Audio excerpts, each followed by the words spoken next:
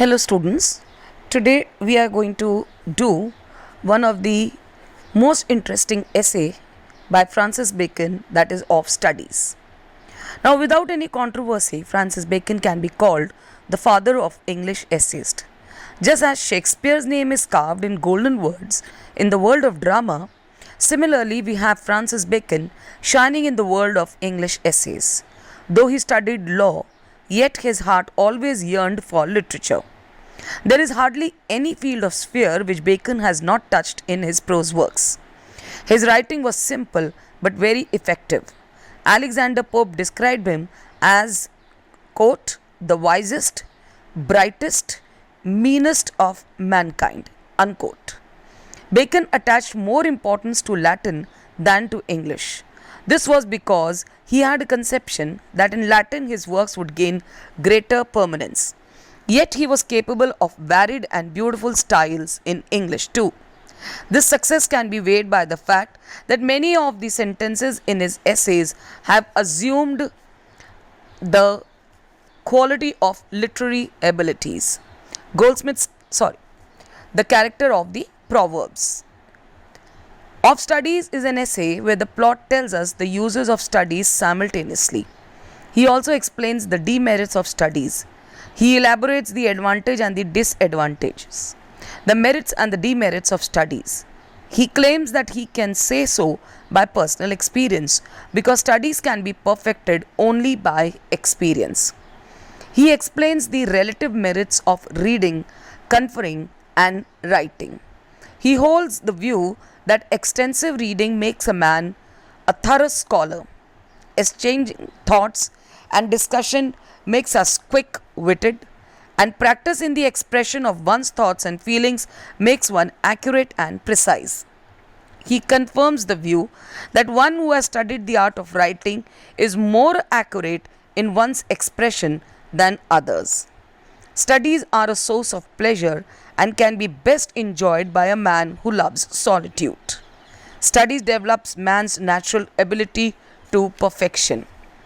A well-read man acquires ability to handle business matters with confidence and efficiency. The ornamental value of studies lies in enabling the man to become a good talker. Apart from stating the advantages of study, Bacon also lists down a number of disadvantages or demerits of studies. He holds the view that a person who spends too much time in studies is temperamentally lazy. He who makes too much use of his readings for the purpose of conversation is trying to make a vain display of his learning. Bacon says that mere study is not enough. Practical knowledge of things is also required along with experience. Clever men do not like studies because they believe that whatever is written in the books should not be taken blindly. Bacon aptly analyzes the effect of different books and subjects on the world and the people. A knowledge of history makes a man wise. Poetry enhances one's imagination. Mathematics makes a man subtle and exact.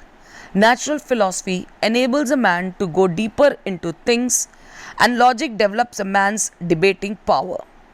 Therefore, various weaknesses can be removed by studies of particular subjects.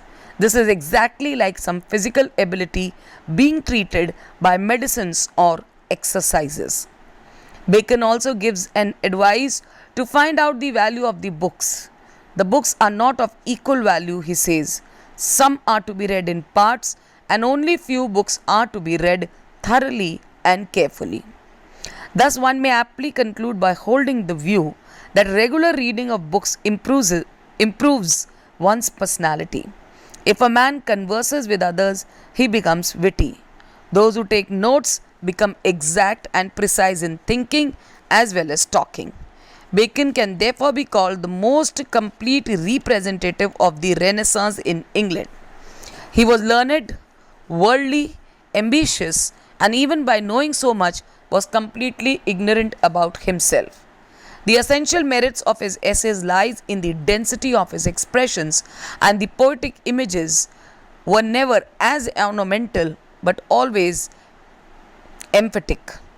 He always emphasizes an idea, and therefore he can rightly be called the father of the essayist. Thank you.